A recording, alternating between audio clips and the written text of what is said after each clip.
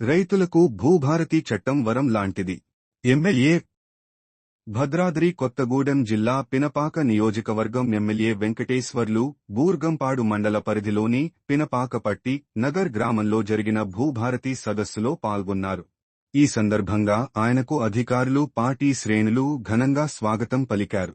భూభారతి రైతులకు ఎంతో మేలు చేస్తుందని, రైతులకు పట్టాలు ఇవ్వటం, భూ సమస్యలు పరిష్కరించటం ఈ యొక్క భూభారత్ ద్వారా జరుగుతుందని, రైతులందరికీ కూడా ఎంతో ఉపయోగపడుతుందని, మేలు జరుగుతుందని పేర్కొన్నారు. ఈ కార్యక్రమంలో Burgampadu tahsildar G Sirisha, MPDO Jamalareddy, DT Naresh, Pothireddy Venkatesh Reddy, G Satish తదితరులు పాల్గొన్నారు. మన ముఖ్యమంత్రి రేవంత్ రెడ్డి గారు 3,800 వస్తే మీకు ఇచ్చాను. అందరికీ మీరందరూ కూడా వెంటనే మొదలు కట్టుకోవాలి. ఓకేనా? అందరికీ ఆడబిడ్డలందరికీ శుభాకాంక్షలు. అటు చూపించండి, అందరూ అటు చూపించండి.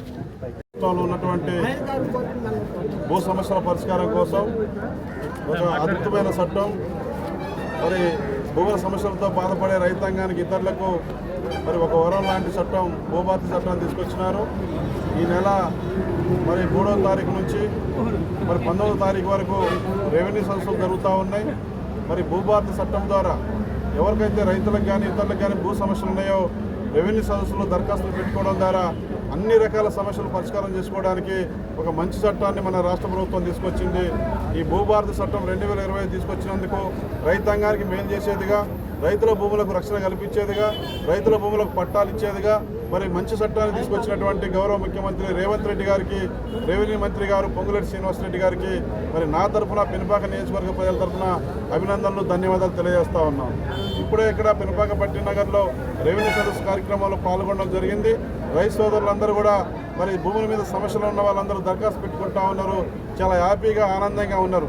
రైతు సోదరులందరూ ఒకటే మనవి చేస్తా ఉన్నా, భూభారతి చట్టం మన ప్రజాప్రభుత్వంలో, ఇందిరమ్మ రాజ్యంలో రైతాంగం కోసం, భూముల సమస్యలతో బాధపడే వాళ్ళ కోసం ఈ చట్టం తీసుకొచ్చింది. కాబట్టి ఒక మంచి చట్టం వచ్చిన క్రమంలో రైతు సోదరులందరూ కూడా రెవెన్యూ సదస్సులో పాల్గొని దరఖాస్తులు పెట్టుకుని ఈ భూముల సమస్యకు పరిష్కారం మరి ఈ చట్టం ద్వారా లభిస్తుంది. కాబట్టి దాన్ని సద్వినియోగం చేసుకోవాలని రైతు సోదరులకు నేను విజ్ఞప్తి చేస్తా ఉన్నా. రైతు సోదరులందరూ కూడా దరఖాస్తు ఏదైనా ఇప్పుడు పెట్టుకోకుంటే మళ్ళీ ఎంఆర్ఓ ఆఫీస్కు వెళ్ళి కూడా ఏదైనా మిస్ అయితే దరఖాస్తు పెట్టుకునే అవకాశం ఉంటుంది. ఆ రకంగా పెట్టినట్లయితే మీకు మీ రెవెన్యూ గ్రామానికి అధికారులు వచ్చి, రెవెన్యూ అధికారులు వచ్చి, సర్వేయర్స్, మరి ఈఆర్ఓస్ వీళ్ళంతా కూడా వచ్చి మీ దగ్గర ఉండి మీ భూములకు మరి రక్షణ కల్పించే విధంగా, భద్రత ఉండే విధంగా, పాస్బుక్ ఇచ్చే విషయంలో అన్ని రకాల జాగ్రత్తలు ఈ చట్టం ద్వారా తీసుకోవడం జరుగుతుందనే విషయాన్ని ఈ సందర్భాన్ని తెలియజేసుకుంటూ, ఇంత మంచి చట్టాన్ని తీసుకొచ్చినటువంటి రాష్ట్ర ప్రభుత్వానికి, ముఖ్యమంత్రి గారికి ప్రత్యేకమైనటువంటి అభినందనలు, ధన్యవాదాలు నా తరఫున, రైతుల తరఫున తెలియజేస్తా ఉన్నాను. Thank you.